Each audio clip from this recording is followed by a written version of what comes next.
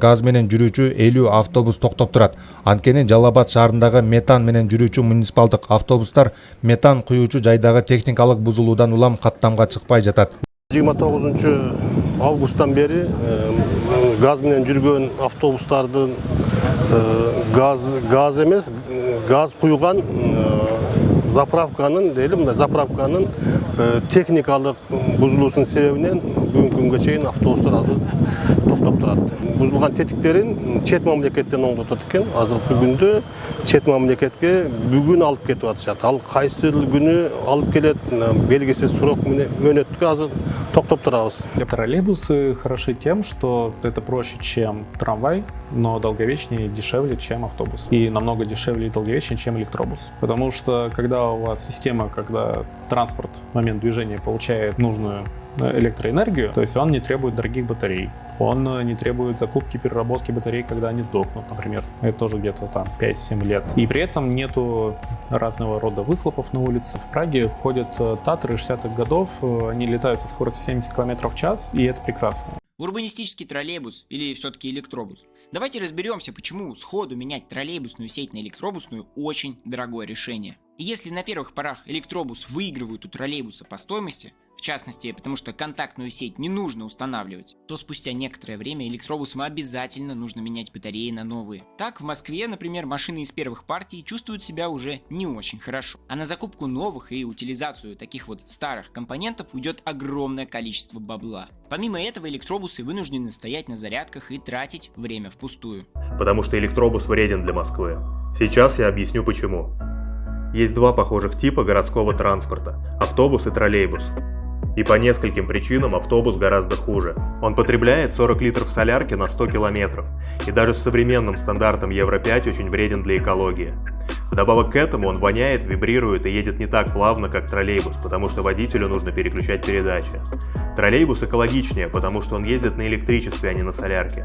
Он не воняет, не вибрирует и едет более плавно, так как электродвигателю не нужна коробка передач и водителю не приходится их переключать. Но проблема в том, что троллейбус требует более сложной инфраструктуры.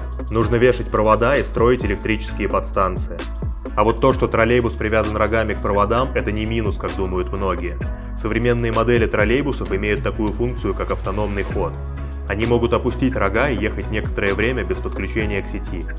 Причем на автономном ходу троллейбус может не просто объехать ДТП или какое-то другое препятствие, но и просто использоваться там, где провода есть не по всей длине маршрута. Часть такого маршрута троллейбус едет, подключившись к проводам, а там, где проводов нет, на автономном ходу.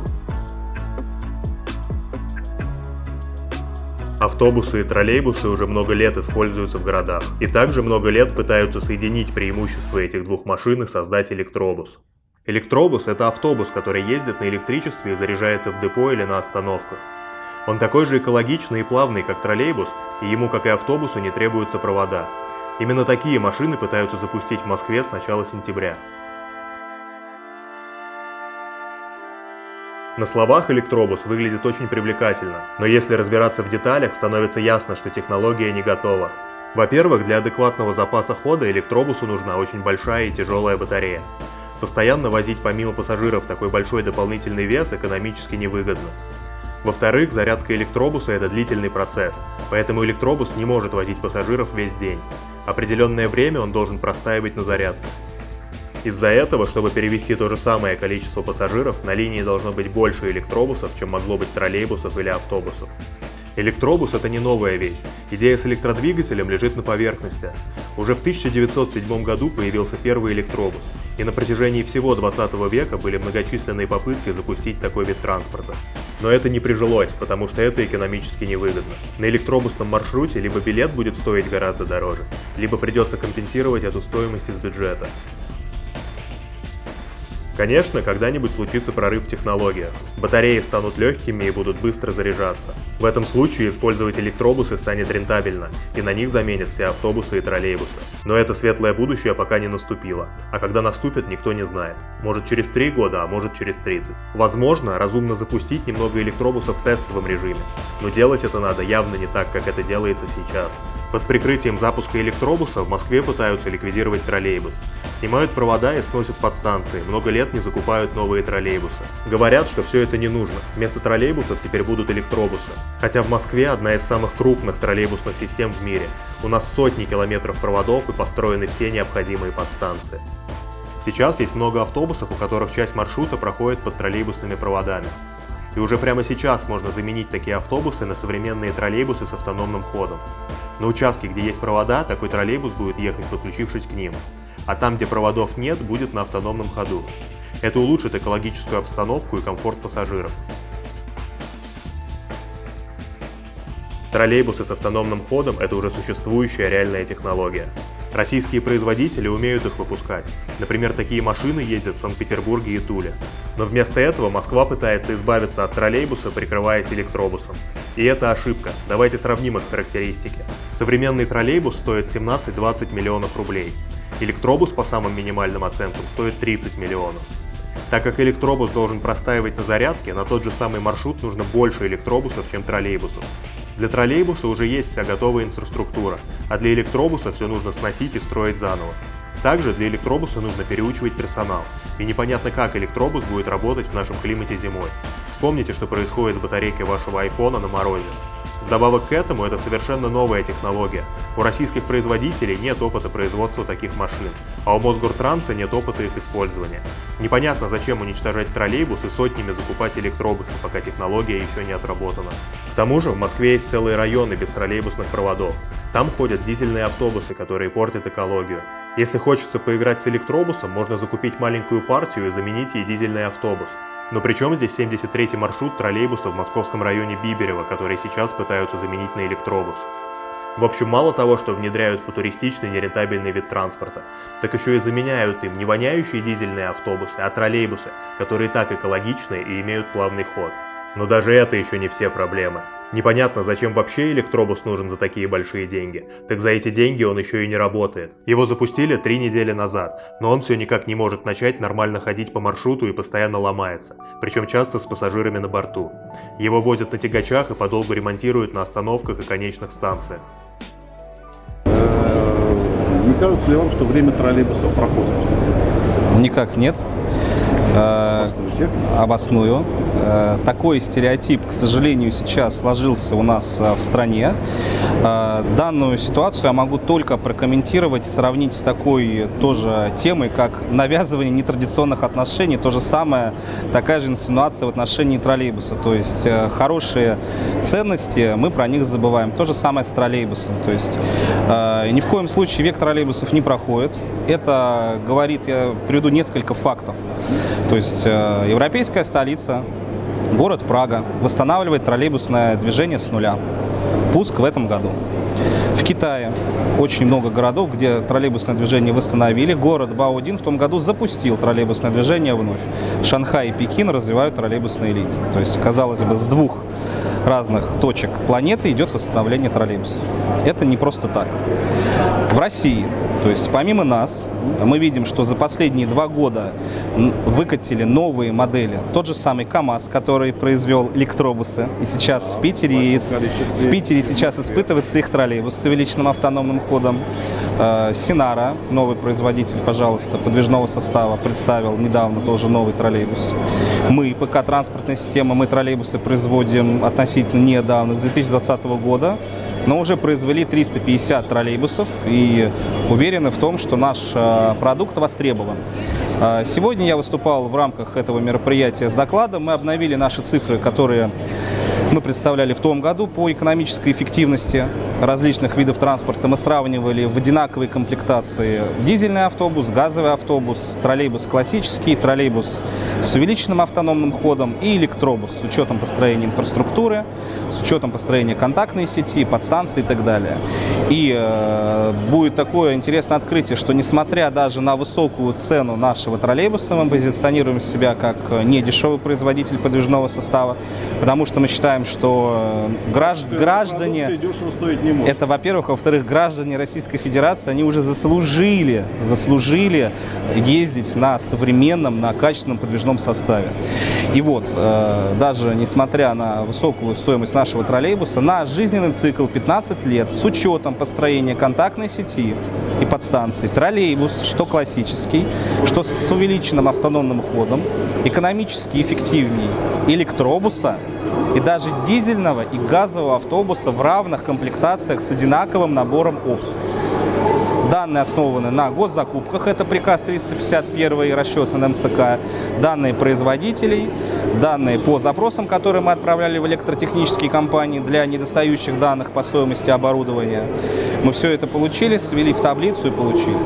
Дальше идем. В России сегодня, Россия вообще можно сказать, что это мировая держава по троллейбусным хозяйствам в мире. И была. Это наш статус, про который мы в последнее время почему-то стали забывать. Это статус, который надо возвращать. Это наш повод для гордости. То есть люди приезжают с других стран, и они восхищаются тем, что у нас сохранена такая мощная инфраструктура, которую надо использовать. Опять же, в расчетах мы понимаем, что троллейбусная контактная сеть, она не исчерпала себя. Сегодня современные технологии автономного хода открывают, во-первых, компромиссные отношения контактности, то есть в каких-то местах мы можем ее снять, можем ее перевесить. Автономный ход позволяет продлить маршруты, комбинировать маршруты. Насколько хватает автономного хода? Значит, наш плановый пробег при самых плохих дорожных условиях – это 20 километров. Но на испытаниях наш троллейбус прошел 44 километра без климатических систем и 31 километр с климатикой. То есть, Я, собственно чтобы говоря, понимать. поставил вопрос, не кончился ли век троллейбусов, я намеренно, так сказать, несколько провоцировал. Но плюс я исходил все-таки из психологии столичного жителя. Так получилось, что я с самого начала введения электробусов близко с ними познакомился, еще в 6-м троллейбусном парке города Москвы. И плюс электробусы большие, то есть именно вот они движутся автономно, как дизельный автобус, не привязаны к контактной сети, авария с контактной сетью не остановит их. Но одновременно при всех вот этих замечательных качествах. Цена, кстати, и большая это в начале производства. Естественно, будет снижение, это мы отлично знаем. В начале появляются первые новинки, модели, они всегда дорогие. Туда закладываются разработки, вообще много чего никто не знает. Согласен. Еще у нас Витта, этот самый наш министр путей сообщения, потом финансов, говорил, что пока правительство не знало, сколько стоит железная дорога, очень много людей обогатилось. Вопрос в другом. Вопрос в другом, да, то, что контактная именно, что Нет, я сейчас инфраструктуру. Я поясню просто. Смотрите, мы даже в наших расчетах по электробусу, поскольку в этом году объективной цены не было, закупок именно в 2022 году серийных электробусов больших не было, мы взяли цену электробуса того года, то есть дешевле. И вы понимаете, что даже с ценой того года электробус все равно не в цене. Вы понимаете, что это уже не была уже серийная поставка, в которую уже были включены все накладные расходы. Еще раз говорю, чисто концептуально мы понимаем, что электробус, он идет сложнее, на нем батарей больше, везет он меньше, плюс еще один плюс. Электробус простаивает на зарядных станциях. Это потеря суммарной эксплуатационной скорости. Соответственно, для перекрытия этого вам нужны дополнительные единицы этих электробусов на маршрут. Дополнительные единицы – это дополнительные водители, это дополнительная инфраструктура, это дополнительные затраты. У нас электробусы сейчас разделились на две категории, в моем понимании. Первый – это электробусы, которые работают КамАЗ-ГАЗ в столице, в Петербурге. Они имеют быстрые зарядки, но по них нужна очень мощная инфраструктура. Она фактически надо делать заново. То есть, и она сильно сложнее, чем просто троллейбусная сеть. Вторые электробусы, их выпускает в том числе даже и Минский завод, это электробусы, которые рассчитаны на зарядку от, скажем так, почти обычной сети и расчет на то, что заряжать их будут ночью. То есть они днем работают, должно хватать на 2 смены, а ночью, когда и тарифы дешевле, их заряжают. Вот троллейбус... Позвольте прокомментирую и эту реплику. Давайте. Значит, по электробусу.